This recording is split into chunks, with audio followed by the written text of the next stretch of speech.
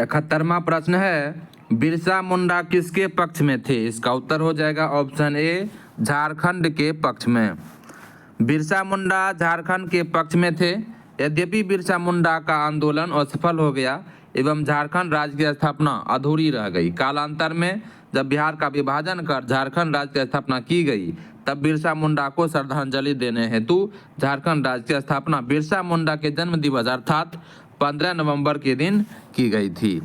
अगला प्रश्न है 72वां कि 1831 में बुद्धो भगत के नेतृत्व में कोल विद्रोह किस क्षेत्र में हुआ था? ऑप्शन बी हो जाएगा सिंहभूम क्षेत्र में। 1831 ईस्वी में बुद्धो भगत के नेतृत्व में कोल विद्रोह छोटा नागपुर क्षेत्र के सिंहभूम, पलामू, हजारीबाग तथा मानभूम क्षेत्रों में हुआ था। इस विद्रोह का स्वरूप आर्थिक व राजनीतिक था। इस विद्रोह के पनपने का सर्वप्रमुख कारण इन क्षेत्रों के जमींदारों द्वारा भूमि कर को अत्यधिक बढ़ाया जाना था। 1831 ईस्वी में बुद्धो भगत की मृत्यु के उपरांत इस विद्रोह का संचालन गंगा नारायण द्वारा किया गया। यह विद्रोह रुक रुक कर 1848 ईस्वी तक चलता रहा था। अतः ईस्ट इंडिया कंपनी द्वारा इस विद्रोह का दमन कर दिया गया। 73वां प्रश्न है कि हौज विद्रोह कब हुआ था? तो ऑप्शन सी हो जाएगा 1820-21 के दौरान। हौज विद्रोह 1820-21 ईस्वी में हुआ था जिसका केंद्र संथाल परगना था।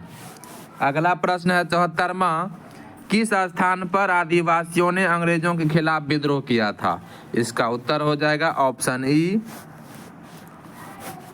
इसकी व्याख्या देखते हैं। छोटा नागपुर की ओहो एवं मुंडा जनजातियों ने 1820-22 ईस्वी तथा पुनः 1831 ईस्वी में ब्रिटिश सेनाओं को चुनौती दी थी। इस क्षेत्र में इस कारण 1837 ईस्वी तक अशांति व्याप्त रही। सिंध के जनजातियों ने भी लगातार अंग्रेजों के विरुद्ध विद्रोह किया था। 75वां प्रश्न है कि इनमें से किसने अंग्रेजी ईस्ट इंडिया कंपनी के कंट्रोल के खिलाफ बगावत नहीं की थी? इसका उत्तर हो जाएगा ऑप्शन बी हैदराबाद के निजाम।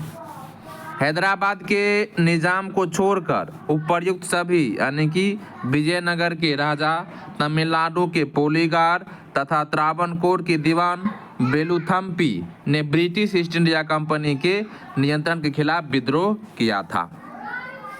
76वां प्रश्न है कि बंकिम चंद्र चटर्जी के आनंद मठ में किस विद्रोह का उल्लेख है? इसका उत्तर ऑप्शन ए हो जाएगा सन्यासी विद्रोह का उल्लेख है। बंकिम चंद्र चटर्जी कृति आनंद मठ का कथानक सन्यासी विद्रोह पर आधारित है। वंदे मातरम गीत आनंद मठ से लिया गया है। 77वां है कि अफगानिस्तान के प्रति आक्रामक नीति किस वायसराय ने अपनाई थी? तो ऑप्शन बी हो जाएगा लॉर्ड लिटन ने। 1876 ईस्वी में लॉर्ड लिटन के वायसराय बनकर आने पर अफगानिस्तान के प्रति अपनाई गई नीति में परिवर्तन आया। कुशल आक्रमणीयता की नीति के स्थान पर अग्रगामी नीति का अनुसरण होने लगा। 1878 ईस्वी में द्वितीय आंग्ल अफगान युद्ध शुरू हो गया। 1879 में गंडमक की संधि की गई थी। 78वां प्रश्न है कि 1878 का वर्नाक्यूलर प्रेस एक्ट किसने रद्द कर दिया था? तो ऑप्शन ए हो जाएगा लॉर्ड रिपर ने 1878 के वर्नाक्यूलर प्रेस एक्ट को रद्द कर दिया था, जिसमें कि पत्रिका पर, समाचार पत्र पर प्रतिबंध लगा दिया गया था। इसकी व्याख्या देखते हैं कि लॉर्ड रिपर ने 1882 में वर्नाक्यूलर प्रेस एक्ट को रद्द कर दिया और भारतीय भाषाओं के समाचार पत्रों को अंग्रेजी भाषा के समाचार पत्रों के समान ही स्वतंत्रता दे दी। ज्ञातव्य है कि वर्नाक्यूलर प्रेस एक्ट 1878 में लॉर्ड लिटन के कार्यकाल 1876 से 1880 में पारित हुआ था। इस अधिनियम को मुंह बंद करने वाला अधिनियम कहा गया। इस अधिनियम का सबसे घिनौना पक्ष यह था कि इसके अनुसार देसी भाषा तथा अंग्रेजी भाषा के समाचार पत्रों में भेदभाव किया गया था और इसमें अपराधी को अपील करने का अधिकार नहीं था। इस एक्ट के द्वारा जिला मजिस्ट्रेट को यह अधिकार था कि वह किसी भी भारतीय भाषा के समाचार पत्र से बॉन्ड पेपर पर हस्ताक्षर करवा लें कि वह कोई भी ऐसी सामग्री नहीं छापेगा जो सरकार विरोधी हो। कानून का विरोध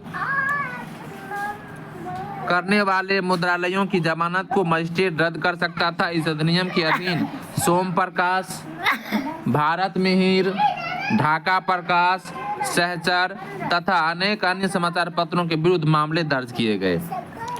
79वां प्रश्न है कि अस्थायी बंदोबस्त किसके साथ किया गया था? तो ऑप्शन ए हो जाएगा, जमींदारों के साथ किया गया था। 1793 ईस्वी में कॉर्नवालिस ने भू राजस्व की अस्थायी बंदोबस्त प्रणाली का प्रारंभ किया।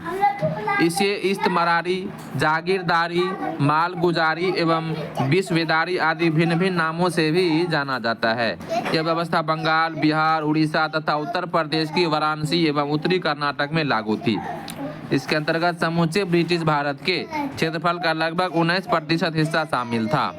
इस व्यवस्था के अंतर्गत जमींदारों के एक नए वर्ग को भूस्वामी घोषित कर दिया गया, जिसे भूमि के लगान का 10/11वां भाग कंपनी को देना था तथा 1/11 भाग अपनी सेवाओं के लिए अपने पास रखना था। अस्थायी बंदोबस्त के अंतर्गत जमींदार छोटे पूंजीपति यानी कि भद्र नवाब थे। 80वां प्रश्न है कि बिहार में परमानेंट सेटलमेंट लागू करने का कारण क्या था? तो इसका उत्तर हो जाएगा ऑप्शन सी, भू राजस्व का राजस्व निर्णय करना। लॉर्ड कॉर्नवालिस के समय भू राजस्व व्यवस्था आरंभ में 10 वर्षीय व्यवस्था के रूप में 1790 ईस्वी में लागू की गई थी, जो 22 मार्च 1793 को परमानेंट सेटलमेंट अस्थायी बंदोबस्त के रूप में स्थापित हुई। इस व्यवस्था को बिहार में लागू करने का कारण जमींदारों के लिए जमीन पर वंश परंपरागत अधिकार को स्वेच्छा से हस्ताक्षरित करना तथा मूल कारण कंपनी के लिए भू राजस्व की एक निश्चित राशि तय करना था।